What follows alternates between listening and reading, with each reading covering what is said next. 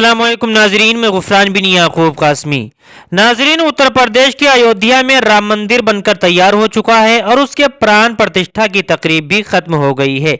अयोध्या में एक दो नहीं बल्कि हजारों शख्सियात मौजूद थी और लाखों की तादाद में राम भक्त भी मौजूद थे जो पूरी अकीदत के जज्बात से सरशार थे। यही वजह है कि न सिर्फ उत्तर प्रदेश बल्कि हिंदुस्तान के कोने कोने से हिंदू बिरादरी से ताल्लुक रखने वाले अकीदतमंदों का जम्मे गफीर गुज़िश्ता चंद दिनों से अयोध्या में देखने को मिल रहा है और आज बड़ी तादाद में लोग इस खास लम्हे को अपनी नजरों से देखने के लिए अयोध्या में मौजूद थे। अलबत्ता इस भीड़ में एक चेहरा सभी को काफी परेशान कर रहा है और हर कोई खुद यही सवाल कर रहा है कि आखिर ये शख्स हिंदुओं की सबसे ज्यादा अकीदत वाली तकरीब और इंतहाई खालिस मजहबी प्रोग्राम में यहाँ क्या कर रहा है।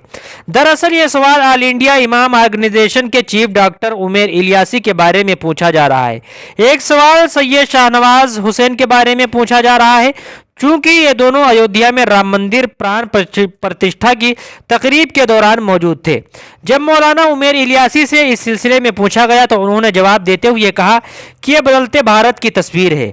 आज का भारत नया भारत है, खूबसूरत भारत है और मैं यहाँ पैगाम मोहब्बत लेकर आया हूँ। मेरे साथ ये स्वामी जी खड़े हैं, इसी का नाम भारत है।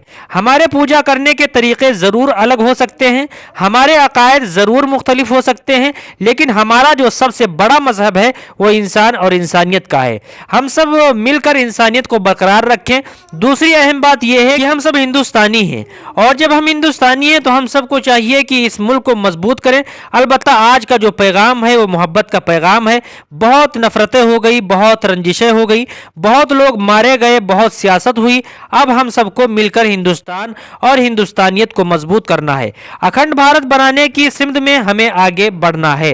वहीं दूसरी जानिब बीजेपी के लीडर और साबिक वजीर सैयद शाहनवाज हुसैन से जब पूछा गया तो उन्होंने कहा कि मैं अब उम्मीद करता हूं कि मुल्क में अब कोई तनाज़ुर नहीं रहेगा, सब लोग मिलकर रहेंगे और राम तो सबके हैं। नाजरीन, इस रिपोर्ट से मुतालिक आप क्या कहना चाहते हैं कमेंट करके जरूर बताएं। मुख्तसर वक्त में बड़ी खबरें पाने के लिए हमारा चैनल जरूर सब्सक्राइब करें। अस्सलाम वालेकुम रहमतुल्लाहि व बरकातुहू।